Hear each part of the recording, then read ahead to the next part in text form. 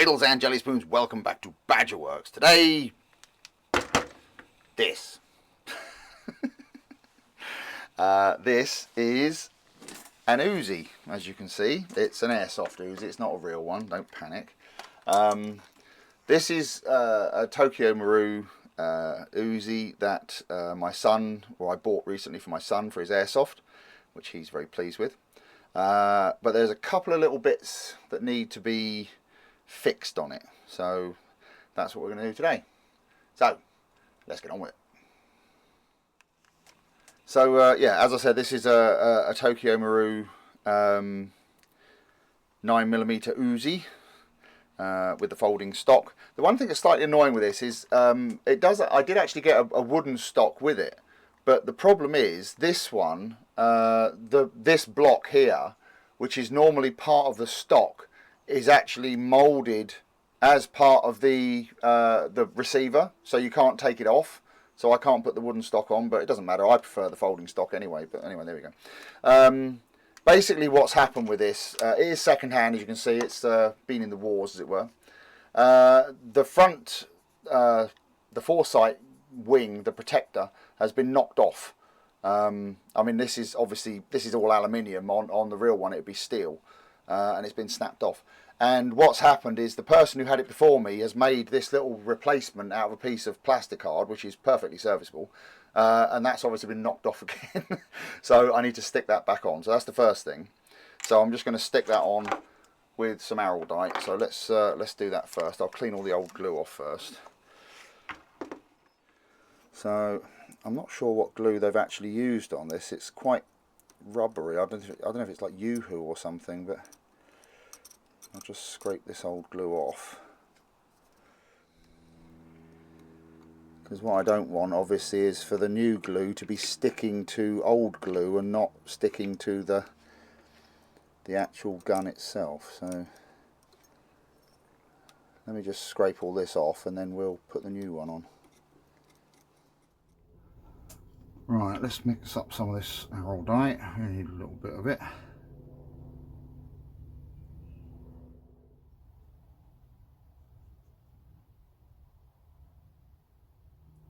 Right, put some of this on here.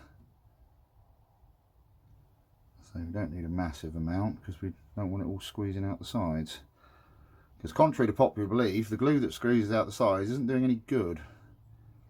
And it's the same when you grease things as well. All the grease that comes oozing out of the joint isn't doing any good, so there's no point.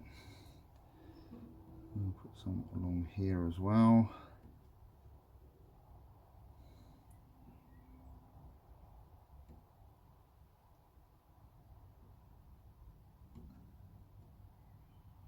Like that.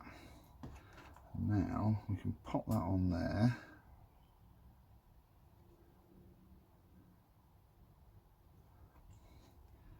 And leave that to dry. Right, the other thing I need to do is the cocking handle doesn't go all the way to the back. So I'll just pop the top cover off. This is basically just like a real Uzi. There's a little catch there. You push it back in, lift up the top cover, and it comes off. That's where the battery would go. Normally, obviously, the bolt and everything else would be in here, but here we've got the battery and everything. So I'll just put this to one side for a minute. And I already had a quick look at this off camera, and basically what the problem is this bolt here that holds the cocking handle on is too long. I don't know whether you can see that, but it actually protrudes about 5mm through the bottom of this, and it looks like it's a replacement. So what I'm going to do is see if I can find a shorter bolt to put in there. I could just grind this one down, but the trouble is if you do that it'll go rusty, and I don't really want that. So I'm just going to pop this out.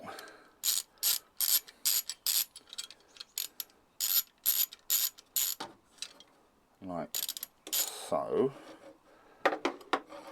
And that drops off, which is fine. Put that and that to one side. And what we need is a shorter screw. Let me see if I can find one. I don't know if I've got any shorter than that actually. I might have to cut this one down. I'm not sure yet.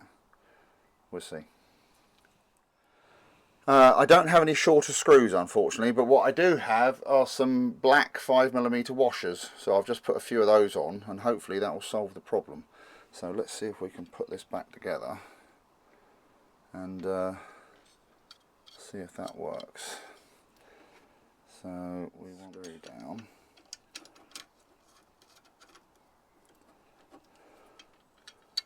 Right, yeah, now you see that screw is now flush with the bottom of that, so it should hopefully not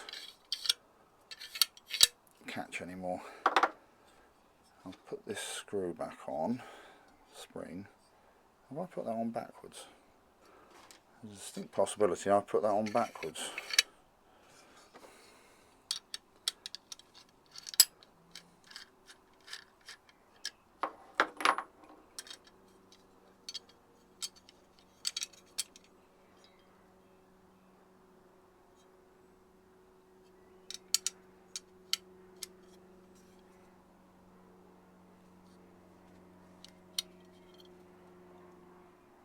Oh.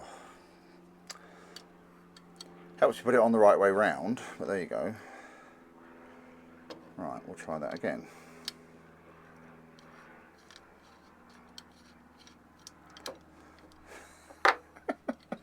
Idiot. Right.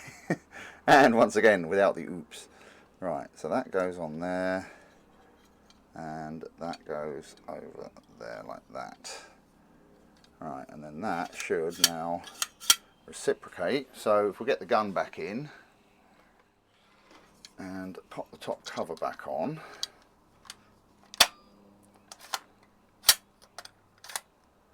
then the cocking handle goes all the way to the rear. It doesn't actually do anything on this, but it's just for aesthetics. My son wants to be able to, you know, cock it when he's playing, so which is fine. So that's this one done. I might give that a little lick over with some black paint afterwards, just to hide some of those edges, but that's that one done. But I've got something else to show you, so just wait there. So the other thing I have to show you is this. And yes, those of you who are knowledgeable about such things will already have recognised this. This is a C96 Schnellfeuer.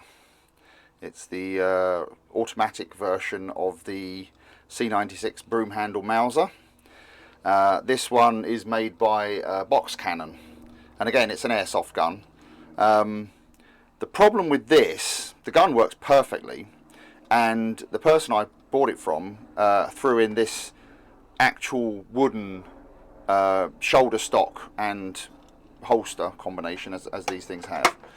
The problem being is that because this is an actual Mauser stock, it doesn't actually fit in that slot. This slot obviously hasn't been made, it's just there for like aesthetics. It's not actually the right size to take this, and so the problem that we have at the moment is that won't fit in there. So what I'm going to do is I'm going to take a file to it and see if I can file it down so that that will actually fit in there, so that you can actually use it as the shoulder stock. That's the plan anyway. So let me get some files and we'll see what we can do. Right, so I've got some files here. These are ones I've had for years. Just got to figure out which one's going to be the best to use. So I might use this one to start with, because the thing is with this file is it doesn't have a cutting edge on the side. It just has the flat. So what I don't want to do is thin it out too much, but let's see if this actually works. Let's put that to one side for a minute and see if we can do anything with this.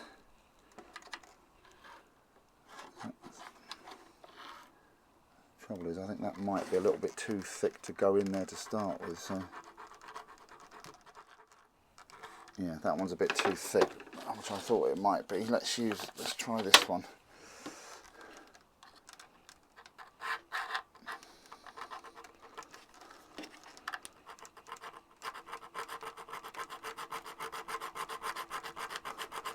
So I don't think it's actually going to want a lot.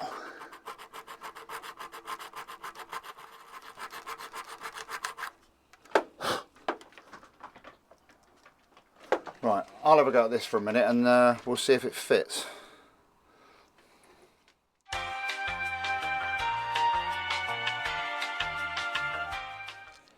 Right, well, after much wailing and gnashing of teeth, it now fits. So, which is good, obviously. What I need to do now, what I've done, just so you know, because obviously the frame on this is aluminium, not steel. So I have deliberately not removed too much material from the back here, because I didn't want to make this part too thin, because I don't want it, if it twists, I don't want it to snap those off. I mean, it might do anyway, but you know, it is what it is. So I've removed most of the material from this side because this is steel. What I'm going to do now, because obviously it has the catch here, which this doesn't have the hole for. So what I'm going to do is I'm going to drill a hole, or what I want to do is drill a little hole, or just like a divot really, in the back here, just something for this catch to hook into.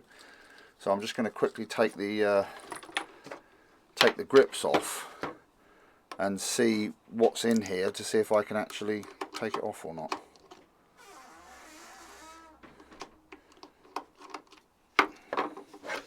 So,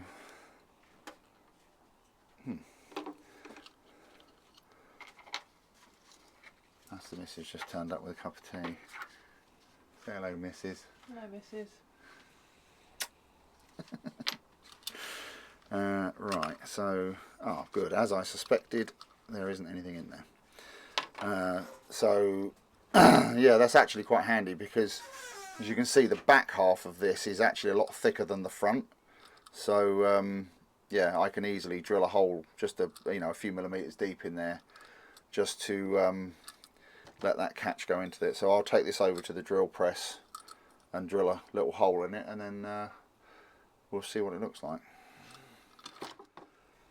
Right, so I've got this set up in the drill press, and I'm just going to drill a little pilot hole first, about there. And while I'm doing this, I'd just like to once again thank my top tier patrons, Amy, Neil, Howard and Edwin, for their support. Thank you very much, guys. It is always much appreciated. That'll do for that. So like I say, it doesn't need, I don't want to go all the way through. I just want to just go through enough to give the catch something to bite on, just to make sure it doesn't come out.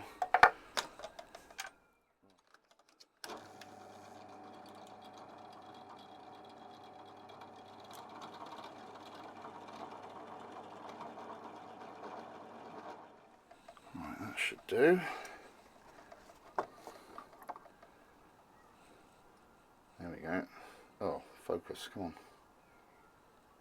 There we go. Right, let's try that and see what it's like. Break it.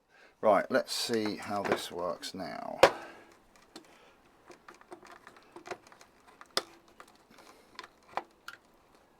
Oh, perfect. I don't know if you'll be able to see that, but that has nicely locked into that hole so it can't come off. And then we can still take it on and off. So, there we go. Now, there's one more thing I want to do to this before we can call it done. And I'll show you what that is in a second. So, what I've done now, and I did it off camera and I'll explain why in a second, is I've just applied some of this Phillips gun blue to the metal parts, just to get rid of that silver finish. The reason I did it off camera is because both this and the preparation for applying it is nasty stuff, and I was wearing respirator and PPE and stuff like that. It's not the best finish in the world, but that's not the fault of the product, that's my fault. Basically, when you apply this stuff, the metal has to be spotlessly clean. I mean, ideally you should sort of, sandblast it or media blast it, and then, you know, like soak it in solvent and all this kind of stuff. And basically what I did was went over it with a wire brush and then wiped it down with some solvent. So, so there you go. It's got rid of the silver, which is what I wanted. It hasn't worked massively well on the gun itself, basically for the same reason, because I didn't clean it properly. And also this is aluminium, and the gun blue doesn't really work on aluminium, but it's got rid of the worst of it. So yeah, I think we are pretty close now to being able to wrap this up. And here are our finished articles. I'm quite pleased with how this came out. I mean, the Uzi was fairly simple, just a couple of minor cosmetic fixes, and the Mauser was a little bit more involved, but it's come out very well. It now works as intended. And my son's very pleased with the outcome. So his next match is on Sunday. So he can take these out and have some fun with them. And run around with his friends in the woods and shoot them. Which sounds far worse than it actually is. Anyway, yeah, I know this wasn't really all that exciting, but hopefully some of you found it interesting. By all means, feel free to come and join us in the staff canteen on Facebook, and should you feel a little flush as ever, you're more than welcome to come and support me on Patreon.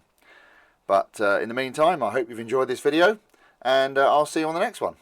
Thanks very much for watching. Cheers. Bye.